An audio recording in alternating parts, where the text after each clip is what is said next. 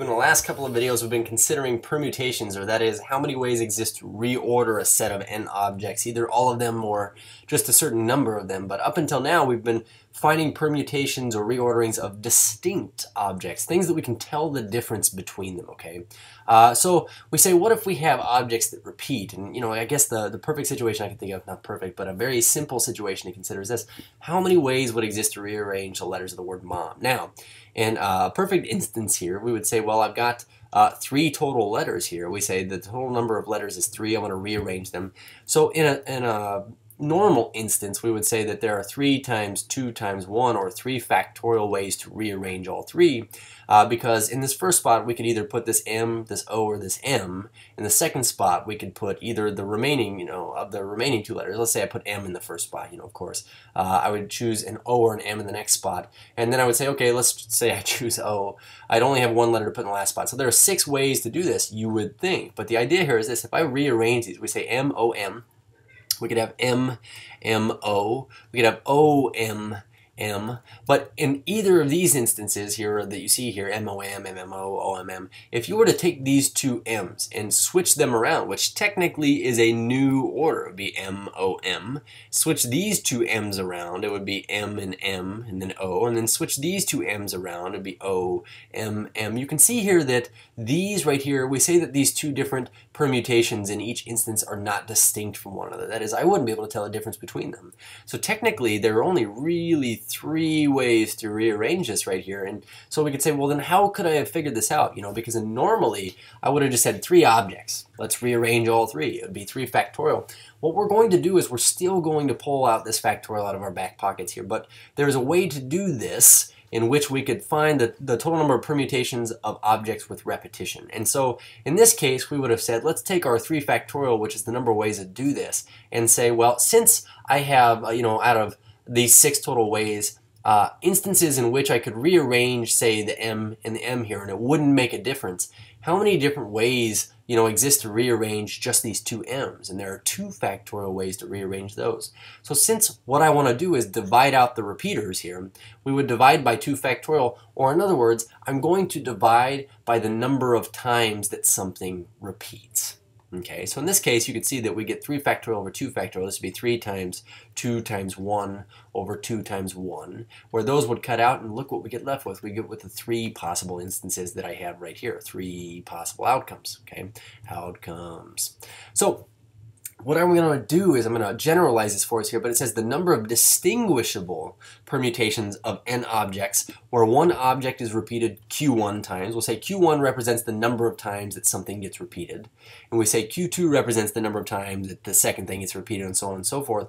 Is what we get here is this: we get n factorial over q1, and this is a typo here, let's put these in, q1 factorial times q2 factorial times, however many times you need to put in these things down here depend upon how many things repeated. But what these are each individual number of repetitions of things. So we say each of these q factorials represent the repetitions of objects. Okay. So to kind of show you what this would look like in a nutshell, let's take a look at these 2 situations over here in which I want to find the number of distinguishable reputations, or reputations.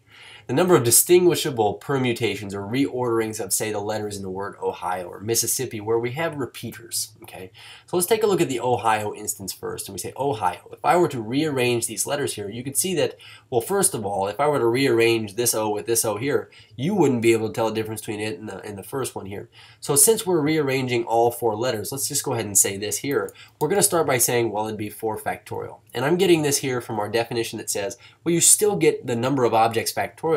In this case, our n value is 4, since we have 4 letters that we're dealing with. Okay, so we have 4 factorial. But what I'm going to do is I'm going to go through, I'm going to count up the repeaters. So now I notice that O happened twice. So what we're going to do is we're going to divide this by 2 factorial. Now, an interesting fact about this is this: H. How many times did H repeat? Now, H did not repeat. But if I were to put down here, according to this definition down here, that the number of instances of each possible element in our 4 overall things, I could say, well, then this would be 1 factorial, and I say that the I happens once, so I could say that this would be 1 factorial, and we could actually go and I could solve for this right here. You'll notice that all of these down here, 2 plus 1 plus 1, that would add up to the 4 total letters that we have in the first place. Now, you'll notice that when I write Q1 factorial and Q2 factorial, those represent the repeaters. The thing here is this: the reason why I don't do 1 factorial and 1 factorial for my H and my I is because they didn't repeat at all.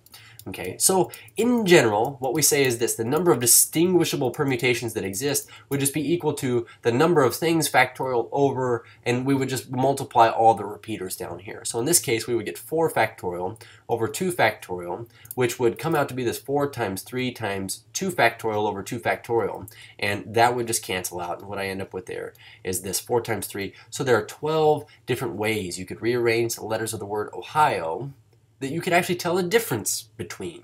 Okay, so now let's take a look at this word Mississippi here, and this is going to be an instance where we're going to have to borrow our calculator. But we say Mississippi. Let's count first of all how many total elements or letters are in this word Mississippi. We have 1, 2, 3, 4, 5, 6, 7, 8, 9, 10, 11. So in the instance of Mississippi, we say that our n is 11.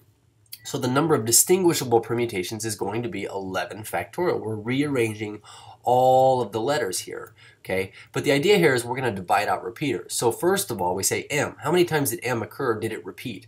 And since m did not repeat, I'm not going to write a 1 factorial down here because it's just 1 anyways, and multiplying by 1 isn't going to do anything for us. But I do notice that I happened 1, 2, 3, 4 times. So we're going to divide this by down here. We say 4 factorial. That's for our repetitions of I. S, 1, 2, 3, 4. S happened 4 times. And then we say, how many p's did we have? We have 2 p's.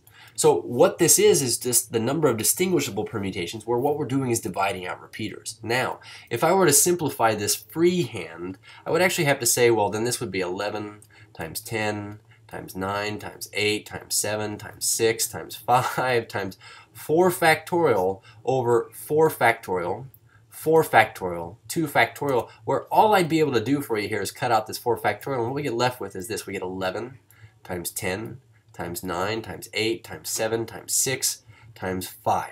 Okay? And on the basement, down here we'd say, well, I had a 4 factorial and a 2 factorial. So what we could really do is this. We could say, well, this is 4 times 3 times 2 times 1, which is our 4 factorial, times 2 times 1. And we can neglect the 1s since they don't matter anyways. But as far as what I get, here's what we usually do. We would just go ahead and evaluate for this top expression, which you do. You do need to start this off by canceling out what you can.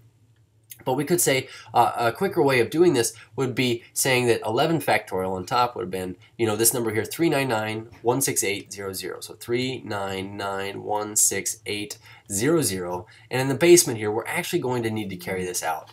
So we're going to get 4 factorial times 4 factorial is this, times 2 factorial.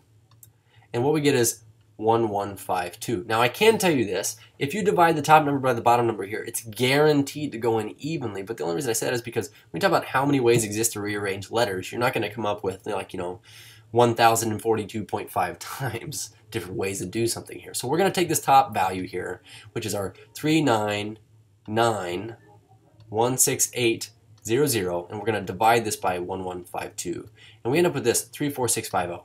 So there are 34650. There are 34,650 different distinguishable outcomes here.